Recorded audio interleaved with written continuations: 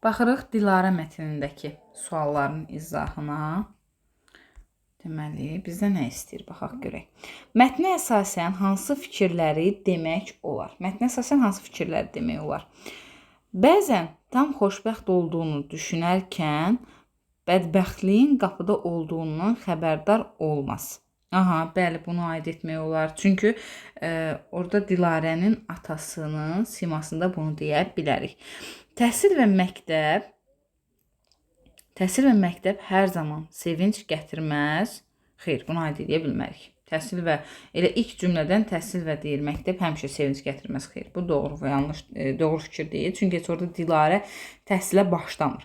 Bir insanın faciəsi bir neçə insanın faciəsinə çevrilə bilər. Bəli, doğrudur. Çünki atanın faciəsi nəticəsində övlad məktəbə gedə bilmir, evi dolandıracaq adam, yəni yataq vəziyyətinə düşür və evi idarə edə bilmir. Bu təkcə onun özünə yox, ailəsinə də mənfi təsir göstərir. Yəni 3 aid edə bilərik.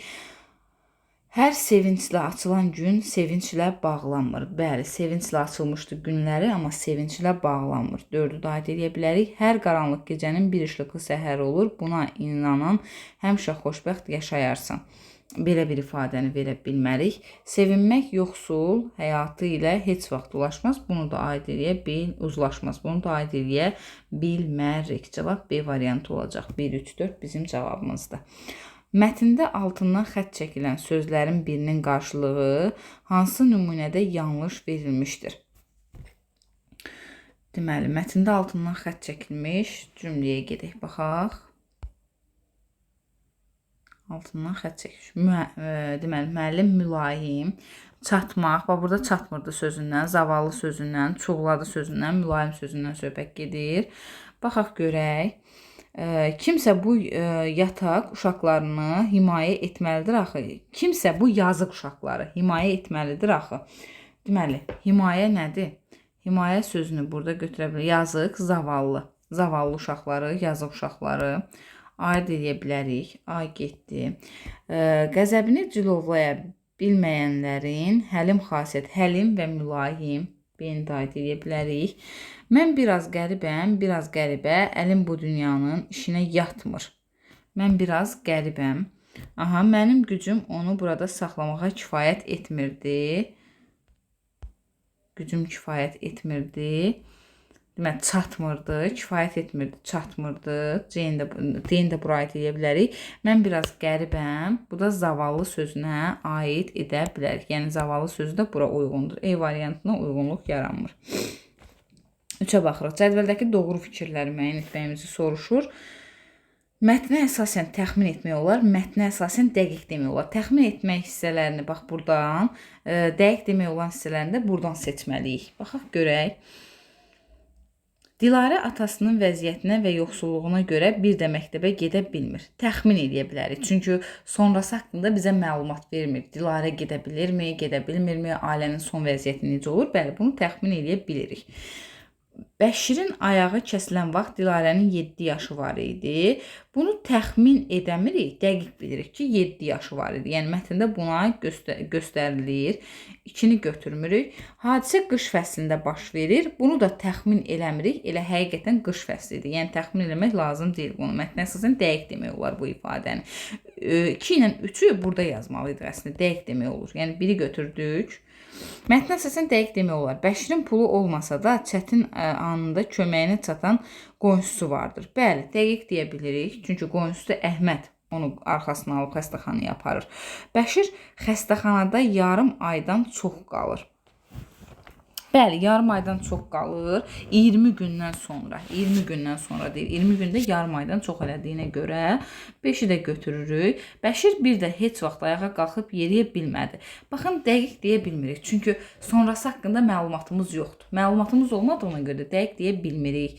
1, 4, 5 bizim cavabımızdır. 4-cü suala baxırıq. Mətnə əsasən cədvəldəki uyğunsuzluğu müəyyən edin. Deməli, Bəşirin ayağına şüşə batmamışdan əvvəl, bir də Bəşirin ayağına şüşə batdıqdan sonraki hadisələri bizə deyir.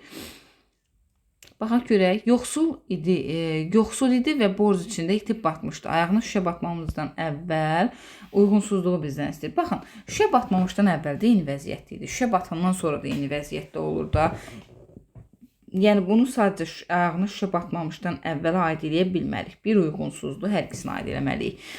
Qızının təhsil alması üçün əlindən gələn etməyə çalışır. Onu da digər uşaqlar içərisində görməyin sevincini yaşamaq istəyirdi.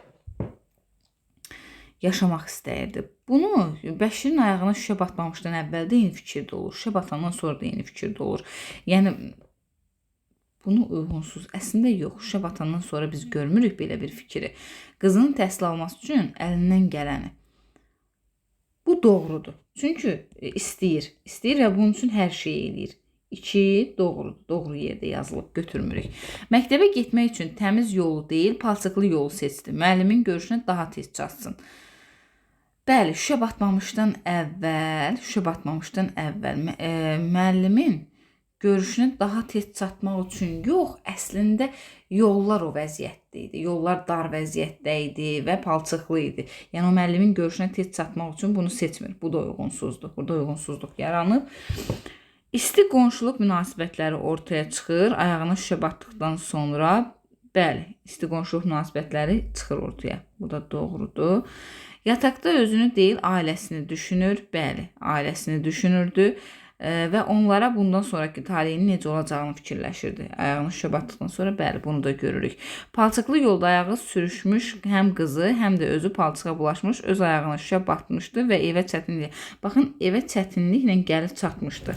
Evə çətin gəlib çatmadı, axı onun qonşusu Əhməd arxasına alıb xəstəxanaya aparır. Yəni evə gəlib çatmır. 6 da nədir? Uyğunsuzluq yaradır. Deməli, 1, 3 və 6 bizim cavabımızdır. Mətnə əsasən cədvəldəki bütün yanlış fikirləri müəyyən etməyimizi bizdən istəyir. Baxaq görək. Bəşirin ayağı kəsilməsi, ayağına şüşə kəsməsi. Bəli, problem nə idi? Bəşirin ayağının kəsilməsi. Səbəbi nə idi? Şüşə batması. Bir doğrudur. Biri çıxırıq. Dilarə məktəbə getməməsi, ailəsinin yoxsulluğu. Bəli, problemin səbəbi ailəsinin yoxsulluğu idi. Bu da doğrudur. Bəşirin borclarının bitməsi, yaxşı maaş alması, belə bir şeydən söhbət getmir. Yəni borcları bitməmişdi, nə də o yaxşı maaş almırdı. Bu problemin səbəbi deyildi. 3. Hadisənin baş verdiyi dövrdə məktəbin olmaması, xeyr, problem, yəni məktəbin ölkədə savadsızlıq cərəyan etməsi bu problem, yəni onun səbəbi deyildi. Bəşirin yıxılması və küçənin çox dar olması. Bəşirin yıxılması problem idi, amma səbəb küçənin tək dar olması məsələsi deyildi. Bu da yanlış cavabdır. Yəni problemin tək səbəbi bu deyildi. 3, 4, 5 bizim cavabımız olacaq. Sonra baxırıq 6-cı suala. Mətnin əsas hissəsindəki məntiqi uyğunsuzluq yaradan cümləni seçib yazın və seçiminizi əsaslandırın. Məntiqi uyğunsuzluq yaradan hansı cümlə idi? Baxın, orada bir cümlə var idi. Mətnin hansı hissəsində? Deməli, mətnin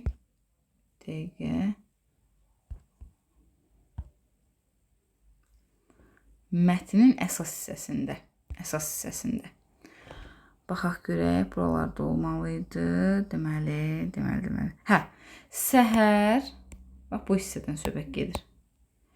Səhər hava həmişə olduğundan daha günəşli və gözəl idi. Gecə yağış bütün küçəni dizdən palçıq etmiş və yenə də az da olsa yağmağa davam edirdi. Baxın, səhər hava həmişəkindən daha günəşli idisə, necə yağış yağa bilərdi? Deyir, axı yağış yağmağa davam edirdi. Yəni bu cümlə uyğunsuzluq yaradır. Buna nə deyəcəyik? Bu cümləni yazacağıq. Məntiqli uyğunsuzluq yaradan səhər sözü ilə başlayan cümləni yazacağıq və əsaslandıracağıq ki, səhər deyirik, hava günəşli idi, sonra deyir, yağış yağmağa davam edirdi. Yəni burada uyğunsuzluq yaranır. Sonra cədvəldə verilən hansı hadisələrin baş verəcəyi halda Bəşirin gələcək taleyini dəyişdirə biləcəyi mümkünlüyünü müəyyən edib və seçimimizi əsaslandırmalıyıq. Dilalənin müəllimin yanına aparacaqları gündən əvvəlki gecə hava çox sakit və sərin keçir. Bəli, hava sərin olsaydı, sakit və sərin keçsəydi, yollar palçıqlı vəziyyətə düşməzdi və ayaqları sürüşüb yıxılmazdı və ayağına da Bəşirin şüşə batmazdı. Bunu götürə bilərik. Bir dəqiqə, bunu götürürük. və seçimimizi əsaslandırdıq. Bəşir evə gedərkən yolda müəllimi ilə qarşılaşır. Bəli, yolda müəllimlə qarşılaşsaydı, qızını müəllimə verərdi, müəllim aparardı məktəbə və nəticədə başına belə bir hadisə gəlməzdi. Bu şəkildə də yaza bilərik, başqa versiyalarda da yaza bilərik. Məsəl üçün, ya da ki, belə. Burada bax bu şəkildə də başa düşmək olar və bir də Bəşirin müəllimlə qarşılaşır mətndə. O hissəni də nəzərimizə çatdıra bilər. O hissəni nəzərimizə çatdırsa, Bəşir heç müəllimlə qarşılaşmasaydı, müəllimlə danışıb razılığa gəlməyəcəkdi və qız da məktəbə aparmayacaqdı, bu hadisələr də başına gəlməyəcəkdi. Və bu şəkildə də əsaslandıra bilərik və dediyim formada da əsaslandıra bilərik. Dilarə ailəsinin qucağında olarkən, Dilarə atasının qucağında olarkən ona qüvvət gəlməsi üçün xoş sözlər deyir. Yox, bunu yəni götürə bilmərik. Bəşirin dizinin qanını kəsmək üçün sarıyırlar. Dizinin qanını kəsmək üçün sarıyırlar. Təbii ki, sarıyıblar. Sarıyıblar ki, qan dayanmır. Yəni bunu da uyğun götürə bilmərik. Bu variantda uyğunluq yaratmayacaq. Sonra mətnə əsasən cədvəli tamamlayın. Problem yolun dar və palçıqlı olduğundan keçilməz olması. Problemin həlli üçün çalışan obraz. Problemin həlli üçün kim çalışır? Bəşir çalışır bu problemi həll etmək üçün. Problemin həllini nədə görür? Problemin həllini onda görür ki, qızını alsın qucağına və yol keçirsin. Yolda pis vəziyyətdə olduğuna görə, dar olduğuna görə, palçıqlı olduğuna kimi ayağı sürüşür və yıxılır, ayağına şüşə batır. Bu şəkildə. Qonşu Əhməd problemin həlli üçün çalışan obrazlardan. Qonşu Əhməd hansı problemin həlli üçün çalışır? Bəşirin ayağının qanını saxlamaq istəyir, onu xəstəxanaya çatdırmağa çalışır. Bax, bu problemin həlli üçün çalışır və problemin həllini nədə görür? Problemin həllini onda görür ki, Bəşiri götürür, xəstəxanaya aparır. Bəşirin xəstəxanaya aparmaqda. Sonra Dilarə məktəbdə oxuması üçün əlindən olan pulla ona geyim alması, müəllimlə danışıb razılıq əldə etməsi. Problemin həllini nədə görür? Bu problemin həllini görən kimdir? Bəşirdir. Bəşir. Və problem nə idi? Problem Dilarənin məktəbdə oxumaması, təhsil almaması, təhsildən uzaq düşməsi də problem idi. Sonra, bax görək səs yazırmı? Bəli, yazır. Qarşısında işarə qoyulan cümlələr əsasında cədvəli tamamlayın. Mətnin üslubu səciyyəyə xüsusiyyətlərinə uyğun ifadə əsaslandırma. Deməli, mətn hansı üslubdadır? Elmi. Lənət şeytana. Elmi nə idi? Mətn bədii üslubdadır və bədii üsluba aid cümlələri seçməliyik. Baxaq görək. Kvadrat qoyulan cümlədə baxaq görək, birdən nə isə anlaşılmaz bir duyğu onu çuğladı. Baxın, anlaşılmaz bir duyğunun çuğlaması. Duyğu nə isə çuğlaya bilər. Duyğu insan deyil ki, və burada köçürmədən istifadə olunub. Bir əşya və ya əlamətin digər bir əşya və ya əlamət üzərinə köçürülmədən istifadə olunub. Bax, bunu yaza bilərsiniz. Sonra İkinci cümləmiz nədir? Romb. Ayağını çıxarmaq istəyərkən ovçu gülləsinə tuş gəlmiş, ov kimi büdrəyib. Ovçu gülləsinə tuş gəlmiş. Baxın, ovçu gülləsinə tuş gəlmiş. Burada nədir? Ov kimi. Burada təşbehdən istifadə olmuş. Ovçu gülləsinə tuş gəlmiş, ov kimi. Təşbehdən istifadə olunub. Bunu yaza bilərik. Obrazı çatdırılır ifadə bizə. Sonra beş bucaqlı uşaq da palçığa bulaşmış. Özü də dizinin ağrısının şiddətindən qaya kimi. Baxın, qaya kimi tərpənməz. Qaya kimi tərpənməz. Burada da bənzətmədən istifadə olunub. Bunu yaza bilərik. Sonra üçbucaq. Üçbucaqda nə yazılıb? Zavallı Bəşir uşağının göz yaşlarına boğulmuş. Yaxşı düşməyib deyə tam oxuya bilmirəm uşaqlar. Deməli, göz yaşlarına boğulmuş. Göz yaşlarına boğulmuş ifadəsini götürə bilərik və burada da nədir? Məcazi anlamlı ifadə işlənib. Bu şəkildə yaza bilərsiniz.